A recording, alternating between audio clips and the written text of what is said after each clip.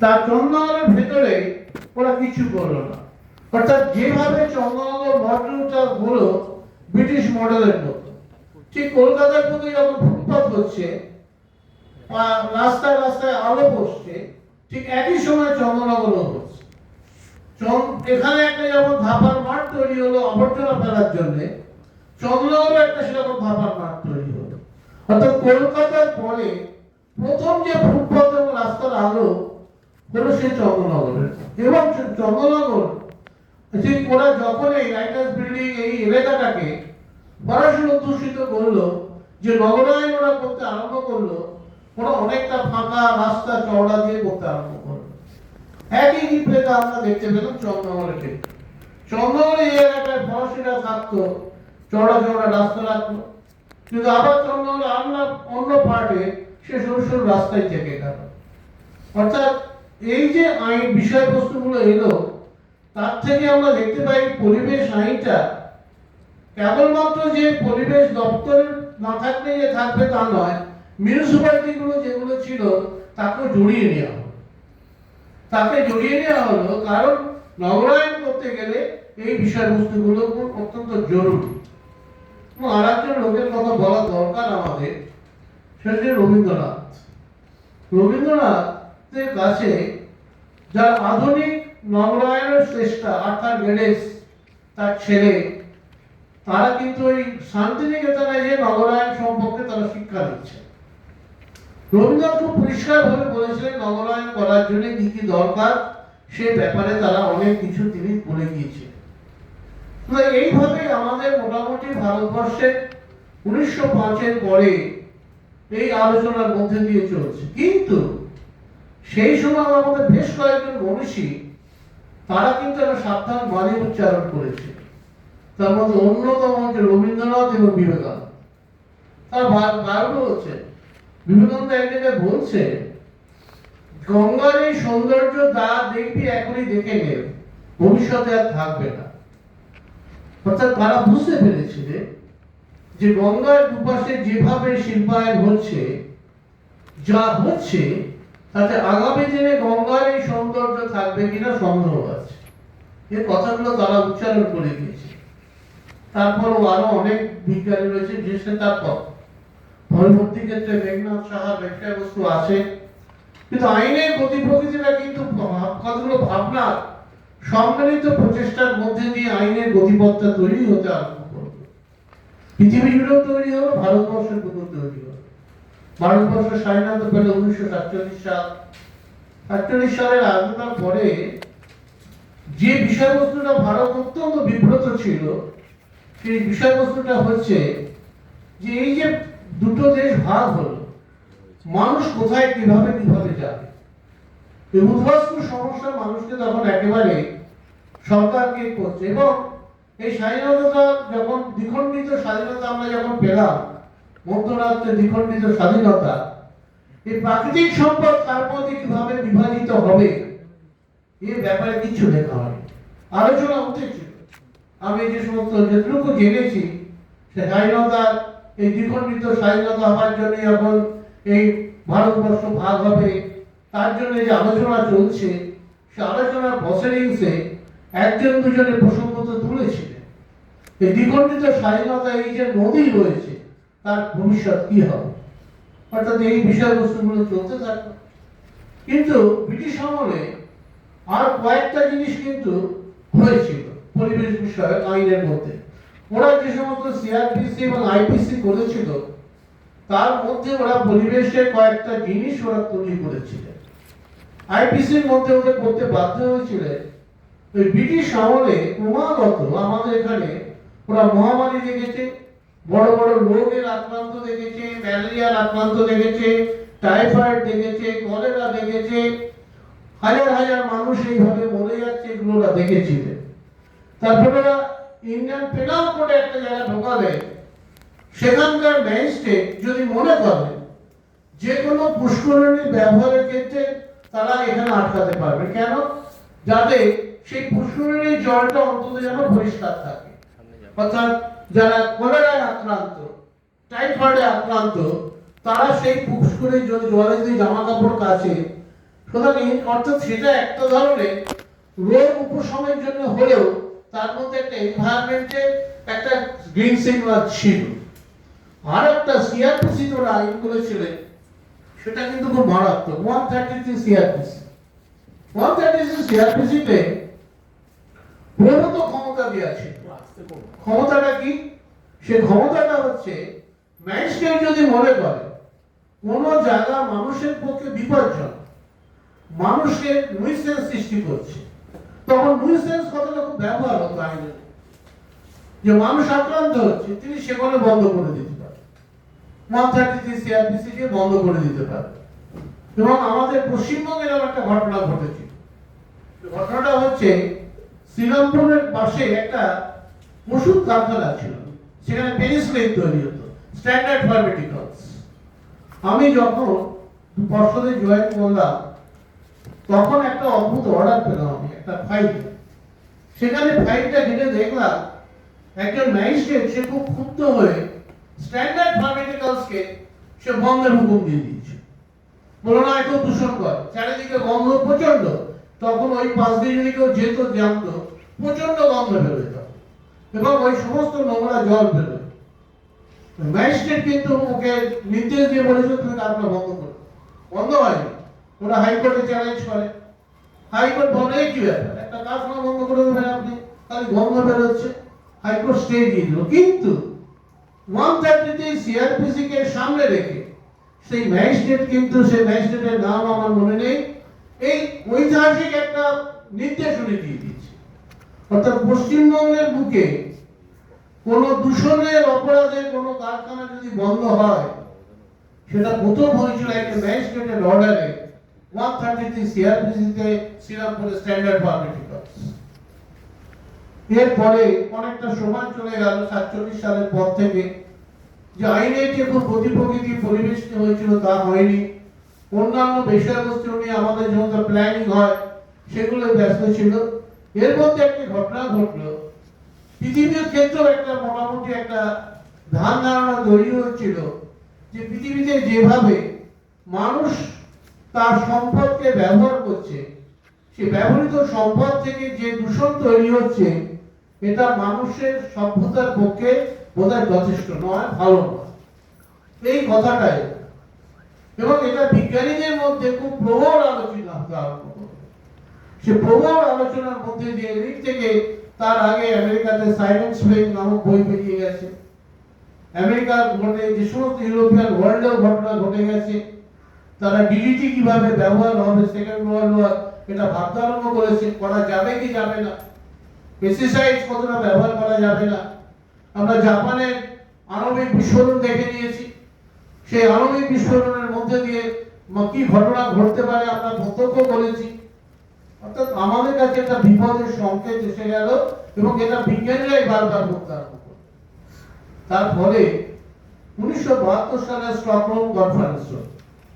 সে Stockholm কনফারেন্সে Bharatvarsha participate করলো। করে সেখান থেকে ফিরে আসার পরে 1974 একটা আইন তৈরি হলো, জল দূষণ নিবারণ আইন। সেই আইনটা খুব যে বেশি ক্ষমতা ছিল তা না, তবে একটাই জিনিস ছিল যে কোন কারখানাকে যদি চালাতে হয় রাজ্য দূষণ নিয়ন্ত্রণ পর্ষদের অনুমতি নিয়ে, পারমিশন নিয়ে তাকে চালাতে হবে। অর্থাৎ এই প্রথম কোন কারখানা তাকে চালাতে গেলে দূষণ সংক্রান্ত ছাড়পত্র নিতে হবে, এই নিয়মটা লাগু হয়ে গেল। এই লাগু হওয়ার পরেও আরেকটা জিনিস এলো বারবার, এই কালো ধোঁয়া আমি আগেও বলেছি, মানুষের কাছে নদীর জল যেমন কালো যাচ্ছে, কালো ধোঁয়াটা অসহ্য ঠেকছিল। এবং 1981 সালে আবার একটা আইন এলো, সেই আইনটা হলো যে বায়ু দূষণ নিবারণ আইন। এবং এই আইনটাও ওই স্মোক পলিউশনের মতো, মানে প্রথম কেবলমাত্র কলকাতা, হাওড়া এবং দুর্গাপুরের ক্ষেত্রে কার্যকারী 1981 সালে। বাকি জায়গাটা মনে করলে যেন দূষণ মুক্ত। তারপর একটা মিনিস্ট্রি এলো, আমাদের প্রথম পরিবেশ দপ্তর তৈরি হল 1982। সেই পরিবেশ দপ্তর আসার পরে তারা স্থির করে দেখলেন যে না, এটা সমস্ত ভারতবর্ষ, সমস্ত পশ্চিমবঙ্গে এর ব্যাপ্তি হওয়া প্রয়োজন। সমস্ত পশ্চিমবঙ্গে এটা ছড়িয়ে গেল এবং তখন কতগুলো ক্যাটাগরি ছিল। এই ক্যাটাগরির ইন্ডাস্ট্রি কেবলমাত্র এমিশন করলে তাদের পারমিশন নিতে হবে। আইনটা বদল বললো না, যে কোনো ইন্ডাস্ট্রি, অর্থাৎ জল দূষণ, বায়ু দূষণ সংক্রান্ত ৭৪ এবং ৮১ আইনের দ্বারা ইন্ডাস্ট্রিরা নিয়ন্ত্রিত হলেন। অন্তত নিয়ন্ত্রিত করার একটা পদ্ধতি তৈরি হলো যে এটা করা যায়, এবং এর সঙ্গে আরেকটা ক্লজ যুক্ত করা হলো। কোনো মানুষ যদি মনে করে যে পর্ষদ ব্যবস্থা নিচ্ছে না, কিন্তু সে ইচ্ছে করলে কোর্টে যে মামলা করতে পারে, কোর্টে যে সে মামলা করে বলতে পারে পর্ষদ আছে কিন্তু পর্ষদ সেইভাবে কিন্তু কাজটা করছে না। তো আমি এসডিজিএম কোর্টে ফাইল করে বলছি এর জন্য ব্যবস্থা গ্রহণ করা হোক। কিন্তু এটা দুঃখের হলেও সত্যি, পশ্চিমবঙ্গের বুকে এই আইনি ক্ষমতাটা কোনো ব্যক্তি ব্যবহার করে। তারও একটা কারণ আছে, সে কারণটা আমি পরে আসি। কেন করলো না? পশ্চিমবঙ্গের বুকে তো অনেক যথেষ্ট চেতনা সম্পন্ন মানুষ ছিলেন, তারা করলেন না কেন? এই আইনের ব্যবহারটা তারা কি জানতেন না, না করার মতো তারা কোন রকম উপাদান পান, কিন্তু তারা করলেন না। 1981 হয়ে গেল এই ঘটনা, 2 মাইল এখানে কার্যকারী হলো, একটা ডিপার্টমেন্ট অফ এনভায়রনমেন্ট তৈরি হলো। এই ডিপার্টমেন্ট এনভায়রনমেন্ট তৈরি হওয়ার পরে 1984 একটা ক্যাবিনেট মিটিং হয়। সেই ক্যাবিনেট মিটিং এ একটা অত্যন্ত গুরুত্বপূর্ণ সিদ্ধান্ত গ্রহণ করা হয়। সিদ্ধান্তটা কি? কোন বড় বড় প্রজেক্ট আসতে গেলে আগে এনভায়রনমেন্ট ক্লিয়ারেন্সটাকে নিতে হবে। 1984 এটা এলো, কিন্তু কার্যকারী হয়নি। কিন্তু ক্যাবিনেট মেমোটা হয়েছে, ক্যাবিনেট মেমো চারিদিকে সার্কুলেট হলো, কিন্তু ভার্চুয়ালি তারা বেশিরভাগ দপ্তর মনে করতো এটা একটা অনর্থক একটা জঞ্জাল, এই অনর্থক পরিবেশ নিয়ে ঘাটাঘাটি, এগুলো কোনো মানে টানে হয় না। অর্থাৎ এইভাবে চলতে, এর মধ্যে কিন্তু আরেকটা ঘটনা ঘটে যায়। সে ঘটনাটা কি? ভূপালে ডিজাস্টার, ভূপাল ঘটনা ঘটে যায়।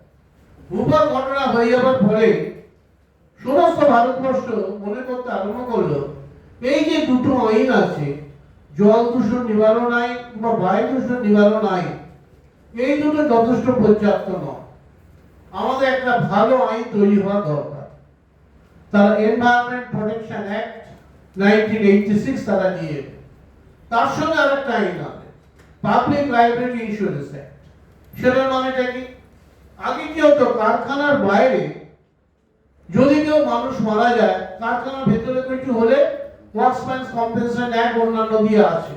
তো দূষণের জন্য বাইরে যদি কেউ মারা যায়, কারণ ভূপাল আমাদের দেখিয়ে দিল যে কারখানা থেকে বিষাক্ত দূষণ যদি কেউ মারা যায়, তার জন্য ভারতবর্ষে কোনো আইন। কোর্টকে একটা কমিটি করে করলাম, তার যে পরিণতি হয়েছিল সে তো বিস্তৃত ব্যাপার, সেটাতে আমি যাই। অর্থাৎ দেখা গেল যে ভারতবর্ষে কোন শিল্প কারখানা থেকে যদি কোনো দূষণে কোনো মানুষ আক্রান্ত হয়, সেই আক্রান্ত হবার ফলে কারণ কোনো কম্পেনসেশন পাওয়ার ক্ষমতা নেই, দেওয়ার কোনো ক্ষমতা নেই। অর্থাৎ পাবলিক লাইবিলিটি ইন্স্যুরেন্স অ্যাক্ট এর, এবং পাবলিক লাইবিলিটি ইন্স্যুরেন্স অ্যাক্ট আসার পর ভারতবর্ষের মধ্যে প্রথম এই আইনের কার্যকারিতা হলো এই পশ্চিমবঙ্গের, সেটা হলো কেশরাম রেওয়ারে। কেশরাম রেওয়ারে গ্যাস লিক হলো, সেই গ্যাস লিকের ফলে ধান সব জ্বলে গেল। একজন মহিলা, তিনি গর্ভবতী ছিলেন, তিনি অজ্ঞান হয়ে যাবার কষ্ট হলো, তার কম্পেনসেশন দেওয়া হলো। কিন্তু অদ্ভুত ভাবে যখন কম্পেনসেশন আমরা ফিক্স আপ করছি, করার চেষ্টা চলছে, কোর্ট হঠাৎ ভার্ডিক্ট দিয়ে বললো না, আমি মহিলা কিছু পাবো, মহিলা সন্তান এমনিও মারা যেতে পারত। অদ্ভুত একটা ব্যাপার এলো, আমরা দেখলাম এই বিষয়বস্তুটা এসে গেল। এইটা অবগত করলাম যে কোর্ট ওই জায়গাটাতে হঠাৎ করে ওই মহিলার সন্তান নষ্ট হয়ে জায়গাটাকে কমিউনিটি দিলেন। এর মধ্যে আরেকটা ঘটনা ঘটে গেছে, এটা খুব গুরুত্বপূর্ণ পরিবেশের ক্ষেত্রে। একটা নতুন আইনি উপাদান মানুষের কাছে দ্বার উন্মুক্ত করে দিল, সেটা হচ্ছে পাবলিক লাইবিলিটি, পাবলিক পাবলিক ইয়েটা পিআইএল পিআইএলটা ওপেন হয়ে গেল। সুপ্রিম কোর্টে একটি অর্ডারে বলা হলো যে কোনো মানুষ যদি মনে করে আন্দামানে কোনো গন্ডগোল হচ্ছে, সে ইচ্ছে করলে সে পশ্চিমবঙ্গের বুকে বসেও সে কিন্তু একটা পাবলিক ইন্টারেস্ট লিটিগেশন করতে পারে। অর্থাৎ এই পাবলিক ইন্টারেস্ট লিটিগেশনটা অন্তত পরিবেশের ক্ষেত্রে একটা দারুণ ভাবে একটা কার্যকারী জায়গা চলে এলো, যার ফলে আমি যেটা আগে বলছিলাম যে বায়ু দূষণ এবং অন্যান্য আইনের দূষণে মানুষের কেস করার অধিকার থাকলেও করলো না কেন? তার কারণটা হচ্ছে আমাদের কাছে ওই পাবলিক ইন্টারেস্ট লিটিগেশনের দ্বারটা খুলে গেল এবং পাবলিক ইন্টারেস্ট লিটিগেশন আরম্ভ হলো। সব থেকে পশ্চিমবঙ্গের মধ্যে বিখ্যাত পাবলিক ইন্টারেস্ট লিটিগেশন সৃষ্টি করেছিলেন এক বিধবা মহিলা, তার বয়স 80। তিনি একজন ডিস্ট্রিক্ট জাজের স্ত্রী ছিলেন। তিনি একটা সুন্দর করে বাংলায় চিঠি লিখলেন কলকাতা হাইকোর্টের একজন জাজকে যে আমি বিদ্ধ হয়েছি, আমার পাশে একটা কারখানা আছে গায়ত্রী রসায়ন উদ্যোগ, সে এমন ভাবে দূষণ করছে কেন বাঁচা খুব মুশকিল। তার ফলে আমি বহু জায়গাতে বলেছি, কেউ কোনো উত্তর দেয়নি, কেউ কিছু কথা শুনেনি। এবং এইটি আমার শেষ চিঠি জীবনে, আর কাউকে আমার বলা হাইকোর্টে উনি একটা চিঠি দিলেন। সেই চিঠিটা পাওয়ার পর হাইকোর্ট থেকে আমাদের ডেকে পাঠানো। সাধারণ মুক্ত তখন অ্যাডভোকেট জেনারেল সাধারণবাবুর হাতে যার চিঠি দিয়ে বললেন যে ব্যবস্থা নেই। সাধারণবাবু আমাদের ডাকলেন, ডেকে বললেন এই চিঠিটা আপনি নিয়ে ব্যবস্থা গ্রহণ করুন। আমরা চিঠিটা নিলাম, তার পরদিনই সায়েন্টিস্টরা সেখানে গেলেন, যেসব দেখা হলো প্রথমেই আমরা যেটা দেখলাম এই গায়ত্রী রসায়ন উদ্যোগে কোনো পারমিশন নেই। অর্থাৎ আমাদের জল দূষণ আইন, বায়ু দূষণ আইনের মধ্যে যে পারমিশন থাকার কথা কিছু নেই। একটা কেমিক্যাল ফ্যাক্টরি আশেপাশে সমস্ত এলাকায় জলাভূমিকে তারা একদম অ্যাসিডে ভরিয়ে দিয়েছে, চারিদিক থেকে দুর্গন্ধ এসছে। কিন্তু অদ্ভুত ব্যাপার, আমরা যখন ওখানে ঘুরছি কোনো লোককে প্রায় বিশেষ কেউ কিছু বলছে ওই মহিলা ছাড়া।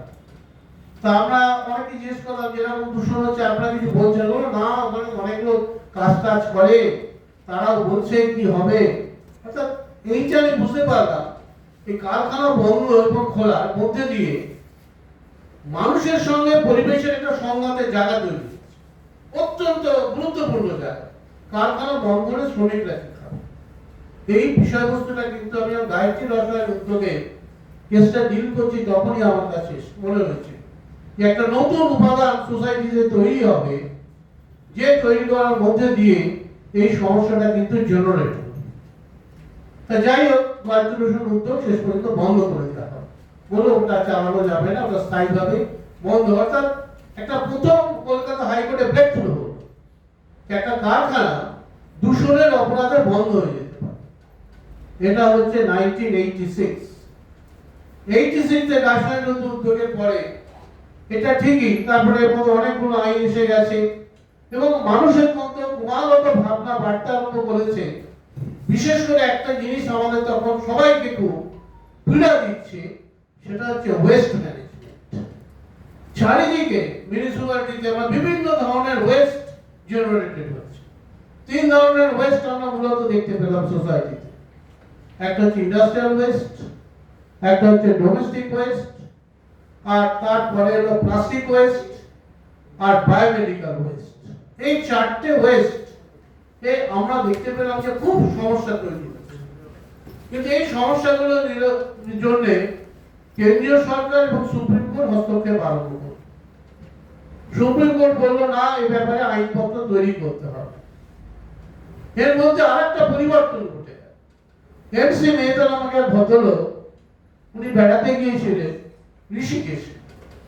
ঋষিকেশে যে দেখলেন ওখানকার সমস্ত ওষুধ কারখানা তারা এত বেশি খারাপ জল ফেলছে, এটা খুব দুর্ভাগ্যজনক। উনি একটা চিঠি লিখলেন ছবি দিয়ে সুপ্রিম কোর্টের কাছে। 1985 তখন বেশ কিছু আইন এসে গেছে, ভূপাল হয়ে গেছে, বিভিন্ন আন্তর্জাতিক কনফারেন্স হচ্ছে, জৌলুস করে লোকজনরা যাচ্ছে, খাচ্ছে, চলে আসছে, কিন্তু পরিবেশের যে খুব পরিবর্তন ঘটছে তা না। আইন কিন্তু একটার পর একটা আইন এসে যাচ্ছে, এক পর পর জল দূষণ আইন, বায়ু দূষণ নিবারণ আইন, পরিবেশ সুরক্ষা আইন, ওয়েস্ট ম্যানেজমেন্টের কথা ভাবা হচ্ছে, এই আইনগুলো আসতে আরম্ভ করছে। এবং এই আইন আস্তে আস্তে তখন আমরা দেখলাম যে এই যে পাবলিক ইন্টারেস্ট লিটিগেশনটা আরম্ভ হলো, প্রথম এটাকে সুপ্রিম কোর্ট খুব গুরুত্ব দেয়। গুরুত্বটা পেল কতগুলো ব্যক্তি বিশেষ আছে। আমার মনে আছে 1991 সালে এই মামলাটা সুপ্রিম কোর্ট চিফ জাস্টিসের ঘর থেকে, আমি সেদিন ছিলাম সুপ্রিম কোর্টে, উনি হিয়ারিংটা নিলেন, নিয়ে বলেন না আমার পক্ষে এত সম্ভব নয়, আমি নেক্সট বেঞ্চ তাতে কেসটা শিফট করে দিচ্ছি, বিকেলবেলা সন্ধ্যেবেলা ওই লাঞ্চের পরে এই কেসটা জাস্টিস কুলদীপ সিং নেবেন। বুঝলাম, ঠিক আছে, চিফ জাস্টিসের ঘর থেকে চলে গেল। আমরা একটু মনোক্ষণ হলাম যে চিফ শুনছে, চিফ অর্ডার দিলে সেটা তো প্রায় আইন, সুপ্রিম কোর্ট কোনো নির্দেশ দিলে কুলদীপ সিং কি করবে। এবং আমাদের যে পাঞ্জাবি সম্পর্কে একটা ধারণা একটু অত নয় যে খুব একটা ভালো কিছু পরিবেশে যে করলে আমরা ঠিক তখন বুঝে উঠতে পারি। কিন্তু কুলদীপ সিং এর ঘরে দুপুরবেলা 2টোর সময় মামলাটা উঠে উনি প্রথমেই যেটা বললেন যে দেশে এত আইন আসছে হয়েছে, তাহলে মেয়েটাকে কেন আমার এখানে আপ্লান করতে হচ্ছে, যে ওখানে কিছু হচ্ছে না বলে। তো ওখানকার ইউপি গভর্নমেন্ট কি করছে, ইউপি পলিউশন কন্ট্রোল বোর্ড, গঙ্গার পাশে কতগুলো পলিউশন কন্ট্রোল বোর্ড আছে। তোমাদের প্রথম হচ্ছে দিল্লি, তারপরে আমরা দিল্লির যমুনা রয়েছে, তারপরে রয়েছে ইউপি, বিহার, তখন ঝাড়খণ্ড হয়নি, ওয়েস্ট বেঙ্গল। ওনারা কি করছে বসে বসে? উনি বললেন তোমাদের কিছু করতে হবে না, তোমরা কাজ করো, সমস্ত ইন্ডাস্ট্রি আইডেন্টিফাই করো, আইডেন্টিফাই করে তোমরা বলো যে কোন ইন্ডাস্ট্রি দূষণ করছে পারমিশন নেই, সেই রিপোর্ট আমার কাছে জমা দাও। তবে একটা কথা উনি ফরওয়ার্ড করিয়ে দিলেন, ভুল রিপোর্ট জমা দিলে I will send them into the Tihar, no option আমার কাছে। এতে কিন্তু কিছু লোক ভয় পেল, কিছু লোক ব্যঙ্গ করল। আমরা পলিউশন কন্ট্রোল বোর্ড থেকে রিপোর্ট দিলাম, সুপ্রিম কোর্টে রিপোর্ট গেল, একটার পর একটা রিপোর্ট যেতে আরম্ভ করলো। একটা অত্যন্ত দুঃসাহসিক কাজ কথা করে ফেললাম, সেটা হচ্ছে হাওড়া স্টেশনে জল বাইরে পড়ে, এটা আমরা রিপোর্টের মধ্যে দিলাম। রিপোর্ট দিয়ে বললাম হাওড়া স্টেশনের এই জলটা বাইরে প্রচন্ড দূষণ করছে, এটা সমস্যা হচ্ছে। তা তখন আমাদের চেয়ারম্যান ছিলেন প্রফেসর দেবকুমার বসু। আমার উনি বলে যে আপনি করেছেন নাকি, একটা স্টেশনকে ধরে ফেললেন। আমি বললাম স্যার কাজটা তো ডিসচার্জ, আইনের ব্যাখ্যা, এরই ডিসচার্জ, হাওড়া স্টেশন তো করছে দিন, আপনি বকুড়ি খামে সুপ্রিম কোর্টে আমি কি করবো, আপনি দিতে চাইছেন দিন রিপোর্ট। আরেকজন অফিসার আমার ছিলেন সেই সময়, রঞ্জিত অধিকারী, তিনি বলে হ্যাঁ বিষয় যেটা করো, আমি ইঞ্জিনিয়ার হিসেবে সব রিপোর্ট তৈরি করে দিচ্ছি। আমরা রিপোর্ট তৈরি নিয়ে হাজির হলাম। উনি রিপোর্ট দেখলেন, দেখে বললেন যে একটা কাজ করো, যারা কিচ্ছু করেনি সে সব ইন্ডাস্ট্রি বন্ধ, যারা কিছু করেছে সময় দেব, আর যারা একটু ভালো আছে তার স্ট্যান্ডার্ডটা মেনটেন করো, প্রস্তাব তাদের নিয়ন্ত্রণ করবে। সেই লিস্টের মধ্যে এসে গেল হাওড়া স্টেশন। তার 2 মাস পরে যখন আমরা গেলাম, তখন সবাই ভাবছে যে হাওড়া স্টেশন তো বন্ধ করে, হাওড়া স্টেশন তো দূষণের অপরাধে বন্ধ করেনি, আমরা নোটিশ দিয়ে দিয়েছি, স্টেশন কি কখনো বন্ধ করা যায়? এ হবে না। তারপরে বাকি ইন্ডাস্ট্রি তারাও বন্ধ করে। তারা ভাবছে এই হাওড়া স্টেশনে যেহেতু বন্ধ করা হয়নি, আমরা ওইটাকে পার পেয়ে যাব। আমরা বললাম যে হাওড়া স্টেশন করেনি, সবাই একটু হাসাহাসি করছে, কোর্টের মধ্যে চলছে কি হবে না হবে।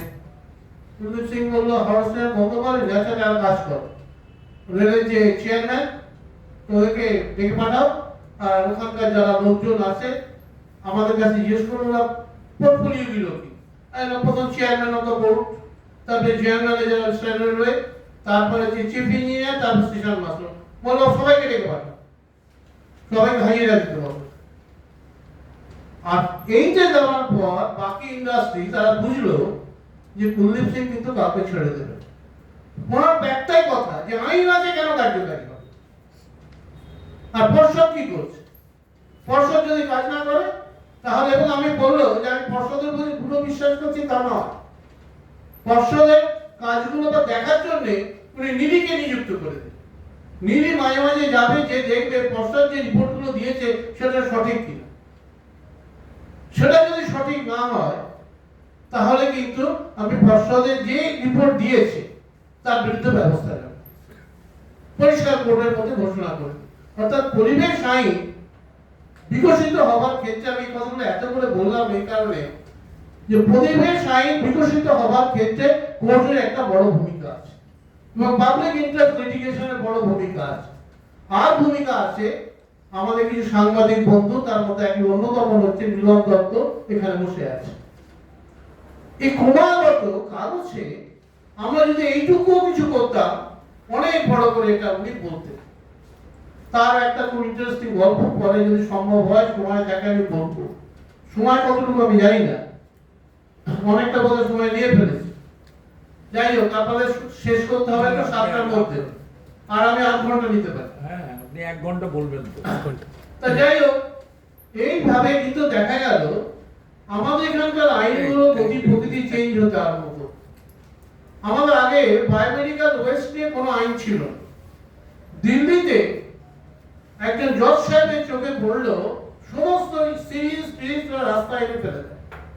উনি একদিন যাচ্ছিলেন, কিংবা হয়তো হসপিটালে উনি গিয়েছিলেন, উনি একটা রিপোর্ট পেশ করলেন। তিনি ছিলেন হাইকোর্টের জাজ। সেই রিপোর্টটা উনি পেশ করলেন সুপ্রিম কোর্টে। ইমিডিয়েটলি কুলদীপ সিং বলল 2 মাসের মধ্যে এই ব্যাপারে নিয়ে আইন তৈরি করো। আমি কিছু শুনতে চাই না, বায়োমেডিক্যাল ওয়েস্ট তৈরি করো। কিন্তু কার্যকারী করতে যে একটা প্রায় বিদ্রোহ এসে গেল পশ্চিমবঙ্গের। সমস্ত নার্সিংহোম বললো আমরা এ সমস্ত কিছু মানব, এ সমস্ত মানার মধ্যে আমরা নেই। আমাদের ওখানে একটা বড় হলে বক্তৃতা হলো, নার্সিংহোম অ্যাসোসিয়েশনের লোকজন এলো, এবং কি হবে এটা নিয়ে একটা সমস্যা তৈরি হলো যে নার্সিংহোম বলছে আমরা চালাতে পারবো না। সব থেকে বড় বিপদ হলো গভর্নমেন্ট হসপিটাল। টোটাল যে ওয়েস্ট জেনারেটেড হয় তার 85% তো government hospital, hardly 15% private hospital. এবং যখন ডাক্তারবাবুদের সঙ্গে আলোচনা হলো, আমরা বললাম আপনার হয়তো এমআরসিপি ডাক্তার, কেউ এমডি করা আছে, কেউ এমআরসিপি করেছে, এফআরসিএস করে এসেছে। আচ্ছা, ইংল্যান্ডে আপনারা যখন প্র্যাকটিসটা করেন তখন এই আপনারা এখানে যা করেন সেটা কেন করেন? আপনারা করতে পারেন। ভারতবর্ষ বলে আপনি বায়োমেডিক্যাল ওই জায়গায় খুশি ফেলবেন, আর ইংল্যান্ডে হলে আপনি সঠিক জায়গায় ফেলবেন। এটা তো চলতে পারে না। এবং ওরা কি হলো, আমরা যে অর্ডারগুলো দিয়েছিলাম হাইকোর্টে চলে গেল। হাইকোর্টে যে বললো যে এই সমস্ত অত্যন্ত খারাপ আইন সমস্ত হচ্ছে, আমরা এগুলো মাত্র জানতে পারবো। স্বভাবতই সমস্যা হলো, এবং হাইকোর্ট অনেকক্ষণ শোনার পর বললো খুব সুন্দর কথা যে আইন আছে, আইন কার্যকারী করতে পারে, আর যদি কার্যকারী না করতে পারে নার্সিংহোম বন্ধ করবে। এটা আমরা ভাবতেই পারি। আর দাঁড়াচ্ছে কোথায়? বড় বড় অ্যাডভোকেট দাঁড়াচ্ছে, আমি আর তাদের নাম করছি না, তারা সব অবশ্য ব্যক্তি, প্রচুর টাকা তারা দাঁড়াচ্ছে না। আমাদের অত্যন্ত সাধারণ অ্যাডভোকেট, তখনকার দিনে মানিক দাস কেউ বড় অ্যাডভোকেট নয়, এবং প্রায় আমাদের কোর্টে গিয়ে সাওয়াল করতে। ওরা বলল না না, আইন আছে, সুপ্রিম কোর্ট একটা আইনটা তৈরি করে দিয়েছে, মানতে হবে, নাহলে নার্সিংহোম বন্ধ করে দেন, অসুবিধা কিছু নেই। এবং সত্যি সত্যি আমরা নার্সিংহোম বন্ধ করছি।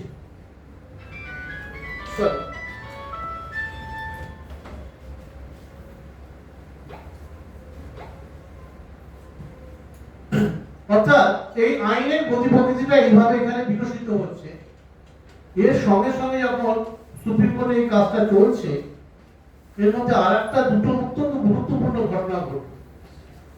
অর্থাৎ পরিবেশের সঙ্গে শ্রমজীবী মানুষের যে একটা সম্পর্ক আছে কারখানার ভেতরে, এই জিনিসটা সার্ফেস হলো, যেটা আমি গায়ত্রী রসায়ন উদ্যোগে ভেবেছি। সেটাও একটা গল্প আপনাদের বলি। আজকে যখন সবার মধ্যে হচ্ছে, আমিও চাকরি বলতে কোনোদিন বেরিয়ে গেছি, সুতরাং একটা সময় থাকে তো এরপরে যা খুশি বলা যায়। চাকরি জীবনে প্রচুর কারখানা বন্ধ হচ্ছে, হুড় করে কারখানা বন্ধ হচ্ছে, সরকারি বলে ডিআই পর্যন্ত বন্ধ হয়ে যাচ্ছে, এবং চারিদিকে হই হই উঠেছে ওয়ার্কারদের বেতন কি। নববাবুরাও চেষ্টা করছে, বিভিন্ন যারা ট্রেড ইউনিয়নের লোক তারাও যাচ্ছে উকিলের কাছে, আমাদের বিখ্যাত ব্যারিস্টার সোমনাথ বাবুর কাছেও তার দলের লোকজন গেল যে বলে এটা কিছু করো, সোমনাথ বাবু পরিষ্কার বলে দিলেন আর কিছু করতে হবে। সুপ্রিম কোর্ট যদি একবার বলে দেয় যে এখানে ওয়ার্কারে কিছু ভাবনা নেই, তাহলে কিছু করা যাবে, আমাদের কিছু করার নেই। মানুষ অ্যাকচুয়ালি ট্রেড ইউনিয়নের লোকরা বুঝে উঠতে পারছেন না কিভাবে সলিউশন হতে পারে। তা একদিন আমি অত্যন্ত ভয়ে প্রফেসর ঘোষ আমাদের চেয়ারম্যানকে বললাম যে স্যার আমরা কি এই ব্যাপারে ইন্টারভেন করতে পারি? আপনি বললেন যে আপনি আপনার সব ব্যাপারে ইন্টারভেন করবেন কেন? ওয়ার্কারের কাছে ইউনিয়ন আছে, স্যার বন্ধ তো হচ্ছে সুপ্রিম কোর্টের অর্ডার। তাহলে তো ওয়ার্কারদের একটা আজকে উনি সামগ্রিক মানুষকে যদি গার্ড দেয়, তাহলে ওয়ার্কারদের একটা সেফটি দেওয়ার একটা কথা আছে। এটা স্যার সুপ্রিম কোর্টে একটা কিছু বললে হলেও হতে পারে। কারণ আমি একটা ঘটনায় জাস্টিস কুলদীপ সিং এর একটা কেস আমি দেখেছিলাম, তাতে আমার মনে হয়েছিল এই ভদ্রলোক শ্রমজীবী মানুষ সম্পর্কে খুব সেন্সিটিভ। কিরকম ঘটনা? বিহার থেকে কিছু লোক একটা পাবলিক ইন্টারেস্ট লিটিগেশন করেছে। তারা এখন থেকে প্রায় 700 মতো লোক তারা কাজ করেছে, কিন্তু 2 বছর বিহার গভর্নমেন্ট তাদের কোনো বেতন দেয়। তখন তারা সুপ্রিম কোর্টে এসছে, সুপ্রিম কোর্টে এই কথাটা বলার পর সুপ্রিম কোর্ট তখন ওখানকার চিফ সেক্রেটারিকে ডেকে পাঠিয়ে বললো কি ব্যাপার, তুমি এদের মাইনে দাওনি কেন? এটা বলছে এটা আমরা সব মাইনে দেয় না, অর্থ আমাদের বিহারে এখন আর্থিক পরিস্থিতিটা খুব খারাপ, তার ফলে আমরা দিয়ে দেবো। বললো তোমাদের আর্থিক পরিস্থিতি খুবই খারাপ, তাহলে একটা কাজ করো, তুমি তো চিফ সেক্রেটারি বিহারে, তুমি সব থেকে বেশি মাইনে পাও, তোমার মাইনেটা আজ থেকে পাবো, তোমার মাইনে দেওয়ার দরকার। যেদিন এই ওয়ার্কাররা মাইনে পাবে সেদিন তুমি, আমি এই জাজমেন্টটা যেদিন হচ্ছে সেদিন আমি হাইকোর্টে সুপ্রিম কোর্টে ছিলাম, তখন আমার মনে হয়েছিল এই ভদ্রলোকে, এই বিখ্যাত জাজ, তার একটা কোথাও সব কর্নার আছে ওয়ার্কারদের। তো কোর্টে যেতে যেতে এক ধরনের উনি আমাদের অত্যন্ত মানে আমাদের রিপোর্টগুলোকে ওপর উনি আস্থা রাখেন। একদিন আমার যে অ্যাডভোকেট, তখন আমি যখন বসকে যখন বলবো আমরা কি ইন্টারভেন করতে পারি, উনি তখন বলে দাঁড়ান আমাকে একটু ভাবতে দিন। কেন? উনি যার সঙ্গে আলোচনা করে এলেন, আলোচনাটা কার সঙ্গে করেছিলেন আমি পরে জেনেছিলাম, উনি বলে ঠিক আছে আপনি যদি কিছু করতে পারেন করুন। আমরা তখন এই বিষয়বস্তুটাকে নিয়ে আমার যে অ্যাডভোকেট ছিল মিস্টার মোহন, তাকে বললাম, বলে এটা সোশ্যাল ক্রাইসিস তৈরি হয়ে যাচ্ছে, কয়েক হাজার শ্রমিক বসে গেছে, তাহলে তো সমস্ত একটা এনার্জি তৈরি হবে এবং পরিবেশের ব্যাপারে কাজ করাই যাবে। তখন বল ঠিক আছে চলো, আমাকে বিকেল বেলায় নিয়ে গেলে জাস্টিস কুলদীপ সিং এর ঘরে। কুলদীপ সিং বলে কি ব্যাপার, তুমি আমার অ্যাকাউন্টে এসছো, বললো একটা কথা আছে, বলে আমি তো বিষয়তে রিপোর্ট পড়েছি ঠিকই আছে, ও আরো কিছু টাকা পয়সা চেয়েছিল, সেও তো আমি সেন্ট্রাল গভর্নমেন্ট থেকে পাইয়ে দিয়েছি, আর কি চাওয়া আছে? আমি বললাম স্যার চাওয়া নেই, আপনি যখন অর্ডার দিয়েছেন এটা খুব প্রবলেম হচ্ছে। What problem? খুব রেগে গেল, কিসের প্রবলেম? আইনে আছে। স্যার ওই প্রবলেম হচ্ছে ওয়ার্কাররা খেতে পাচ্ছে, একটা অন্য স্নোবলিং এফেক্ট পড়ছে এই ক্লোজারে রেখেছি। বলিস হ্যাঁ স্যার এটা খুব প্রবলেম হচ্ছে। বলে ঠিক আছে তোমরা কাজ করো, সোমবার দিন সেদিন ফ্রাইডে, তুমি সোমবার দিন ফার্স্ট আওয়ার একটা পিটিশন মুভ করো। আমি থেকে গেলাম, আমার ফেরার কথা ফিরলাম না। সোমবার দিন একটা পিটিশন মুভ করা হবে। সেই পিটিশনটাই আমরা বললাম যে এত এবং সামনে ডাউনলোড তখন চালু কারখানা, ডাউনলোড বন্ধ হতে চলেছে, সুতরাং এটা যদি হয় তাহলে ওয়ার্কারদের কি হবে? উনি বলবো আমি এখানে এই ওয়ার্কারদের মধ্যে ঢুকবো বলে বলে ঠিক আছে তোমরা 2টোর পরে এসো, আই উইল পাস অর্ডার। 2টোর পরে যে অর্ডারটা দিলে চমকপ্রদ অর্ডার, দূষণের অপরাধে যদি কোনো কারখানা বন্ধ থাকে সেই সময় সেই কারখানা শ্রমিকরা যে বেতন পেত, যে ফ্যাসিলিটিস পেত, পুরোটাই কন্ট্রিবিউট।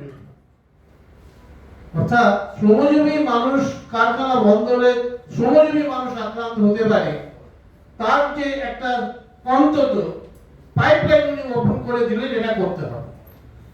আরেকটা জাস্টিস কুলদীপ সিং করলেন অকুপেশনাল ডিজিজ।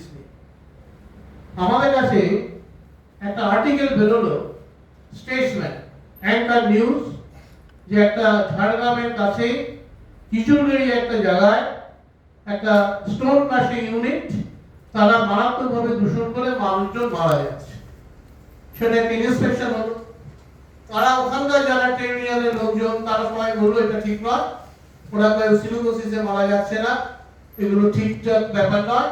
সিলিকোসিস কথাটা আমিও তখন ভালো করে জানতাম না, আমার একজন ডাক্তারের সাথে পরামর্শ করে জানতে হয়েছিল, তিনি আমার আত্মীয় ছিলেন, তিনি আমায় খুব সাহায্য করলেন যে ব্যাপারটা বোঝার জন্য। আমরা ওখানে গেলাম এবং আমরা একটা রিপোর্ট তৈরি করে বললাম যে ওরা বলছিল না ওরা খালি পেটে মদ খায় বলে এটা হয়েছে, আমরা বললাম না। রিপোর্টটা দেওয়া হলো সুপ্রিম কোর্টে। ইন দ্য মিনটাইম এখানকার নাগরিক মঞ্চ তারা এই কেসটা ইনভলভ হয়ে গেল, আমাদের সুবিধা। অর্থাৎ এনজিও কোর্টের কাছে যতটা ব্যক্তি নিয়ে বলতে পারে, আমরা যতই বলি সরকারি দপ্তর থেকে সেই ব্যক্তি নিয়ে বলাটা মুশকিল। আমরা বলতে পারি মানে দূষণ হয়েছে, কিন্তু ওদের ক্ষতিপূরণ দিতে হবে, অনেকটা ক্ষতিপূরণ একটা এনজিও বলতে পারে, কারণ তার বলার তো কোনো সীমা নেই, চাওয়ারও সীমা নেই। অর্থাৎ নাগরিক মঞ্চ এই কেসটাতে ইন্টারভিউ করতে হবে, তারা উকিল দিতে আরম্ভ করলেন এবং আমাদের রিপোর্টটা জাস্টিস কুলদীপ সিং মেনে নিল। যখন মানতে যাচ্ছে তখন আর একটা ক্রাইসিস হলো। আমাদের রিপোর্টে ছিল একটি বাচ্চা ছেলে 2.5 বছরের বাচ্চা মারা গেছে। কি করে মারা গেল? 2.5 বছরের বাচ্চা তো কারখানায় মারা যেতে পারে না।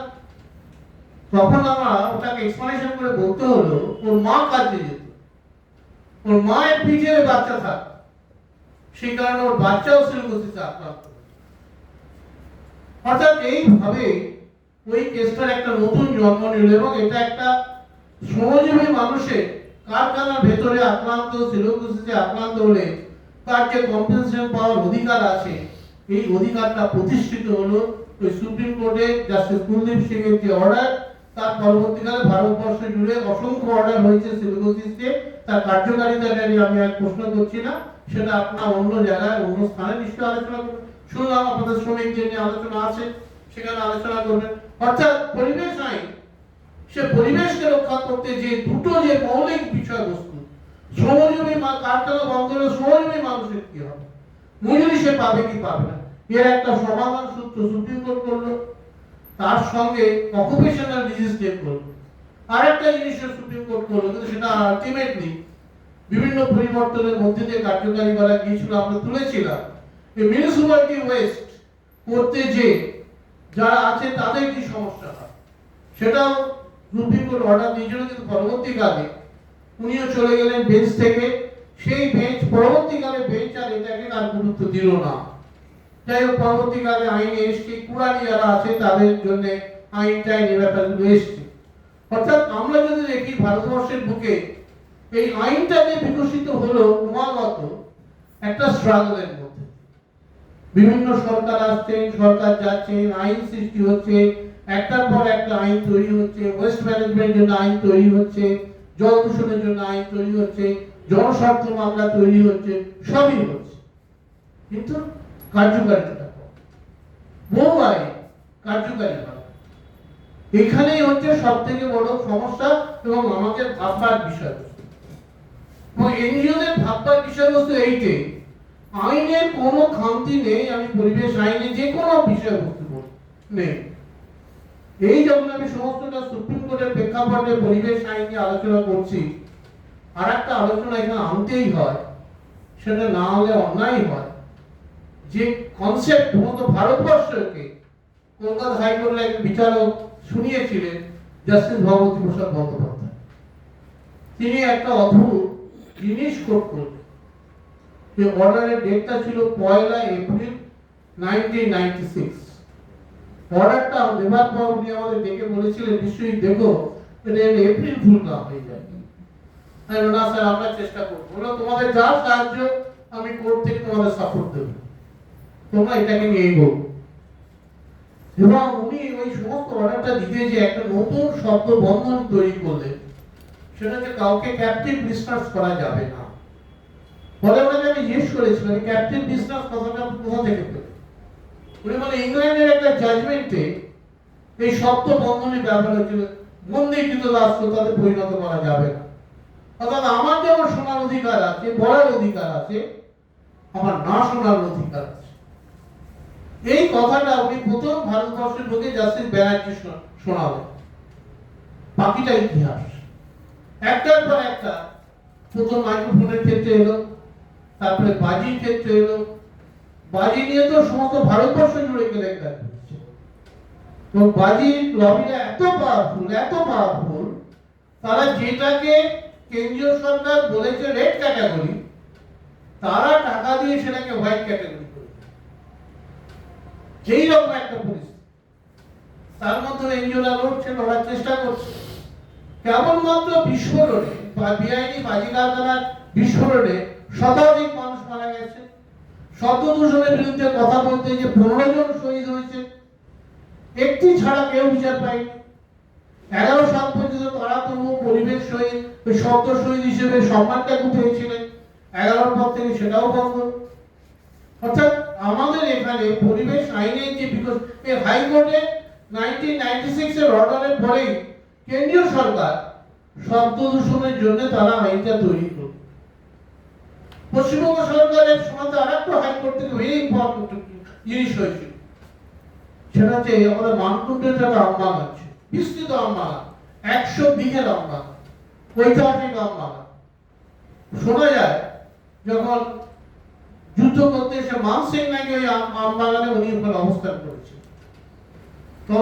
তখন ওইদিকে একটা জায়গা সরস্বতী অত্যন্ত চওড়া ছিল, আর একদিকে গঙ্গা, তার মাঝখানে হচ্ছে এই জায়গাটা ছিল আমবাগান, খায়েদের আমবাগান।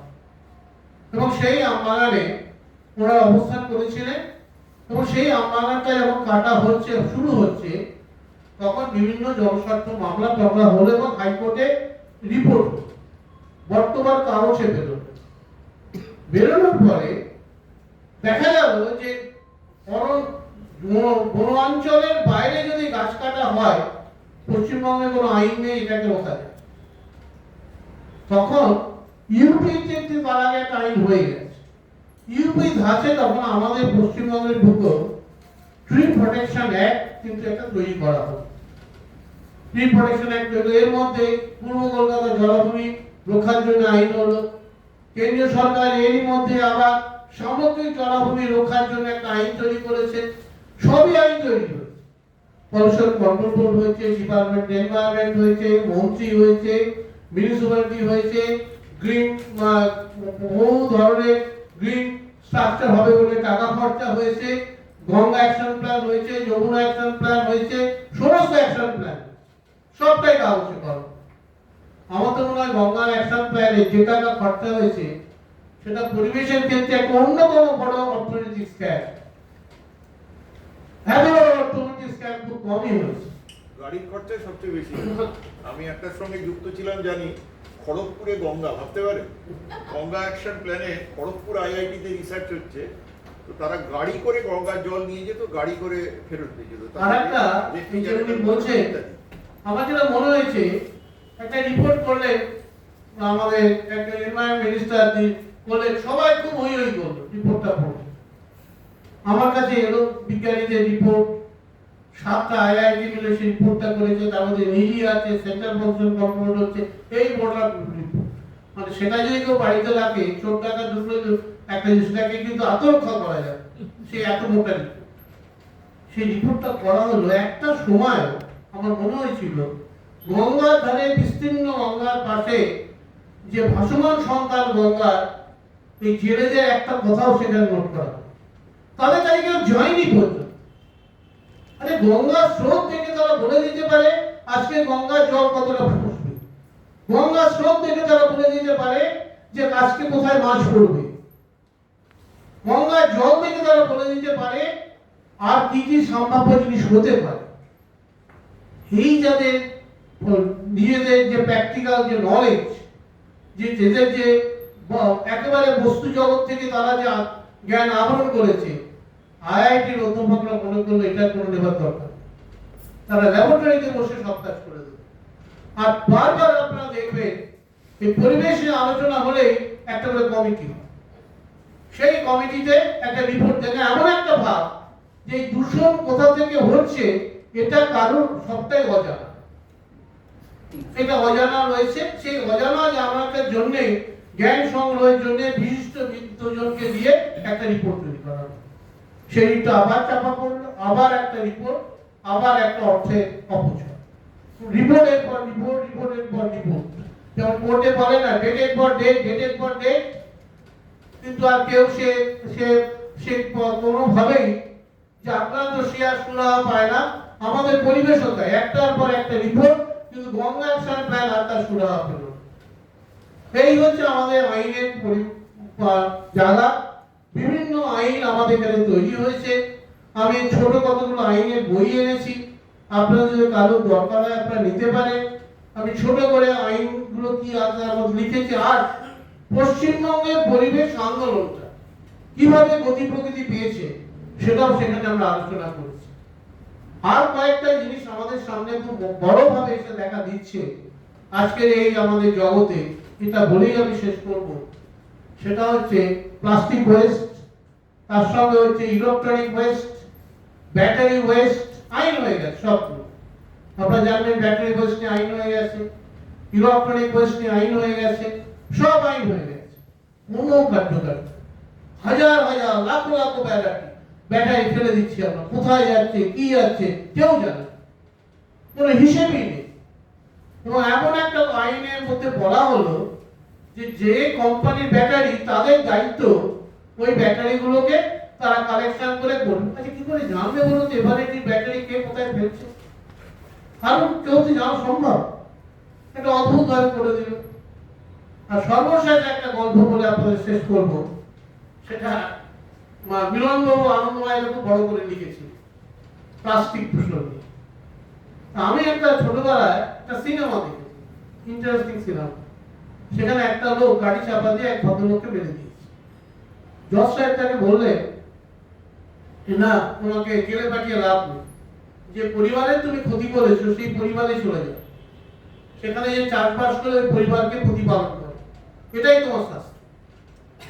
আমার এই গল্পটা খুব মনে হয়েছে। সত্যি তো আমার বহু লোক চাপা পড়ে, তারা যায়, কিন্তু পরিবারটা যেহেতু কেউ দেখে না, আইন তো সেটা দেখে না।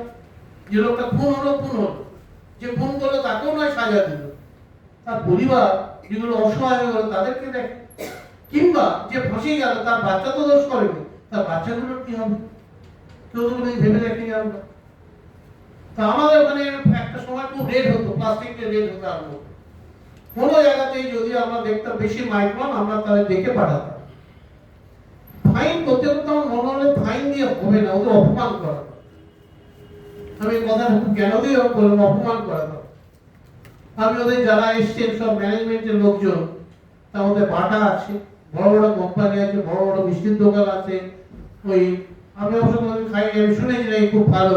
ওই স্প্ল্যানেটে যারা ওই কুলপি টুলপি করে, কি কয়েকটা নাম আছে কি, তাদের দোকান, সমস্ত দোকানে রেড করে খুব পাতলা প্লাস্টিক পাওয়া যায়।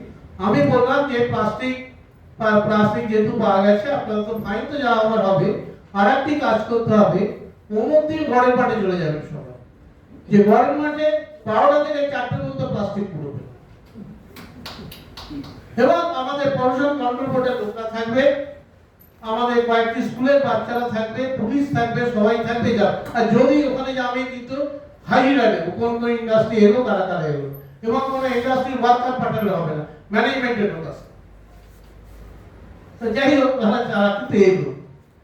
বিলম্ব বিরাট করে একটা আর্টিকেল লিখলেন, ছবি টবি দিয়ে, যে পুলিশ দাঁড়িয়ে রয়েছে, সবাই তখন ওই প্লাস্টিক পুড়োচ্ছে নদী মহানদীটা। এই হচ্ছে প্লাস্টিকের বিষয়বস্তু। আইন আছে, আইনের কার্যকারিতা নিয়ে আমাদের কাজ করতে হবে যারা আমরা পরিবেশ নিয়ে কাজ করি। এইটুকু বলেই আপনাদের আমাকে এখানে নিয়ে আলোচনার সুযোগ করে দিলেন, তার জন্য ধন্যবাদ জানিয়ে আমার কথা শেষ করলাম। পরিবেশ আন্দোলন দীর্ঘজীবী হোক।